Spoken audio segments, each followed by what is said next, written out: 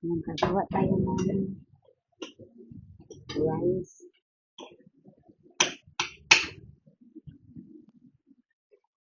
Ayan, nilagyan natin ng lettuce over rice. Then, paghaluin natin avocado, onions, tomato, and jalapeno.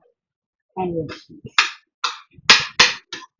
Nilagyan natin sa pakwan. The ground beef that I put some above seasoning. Then, garlic powder, then onion powder, and paprika, and cayenne. Just a little. Ayan, nilagyan na natin yung ground beef. Then next, ito naman tayo. Ayan na. Uy, dami jalapeno. Baka di magustuhan ng asawa to. Siyempre, huwag kalimutan ang corn. Mainit pa. Lalagyan natin siya ng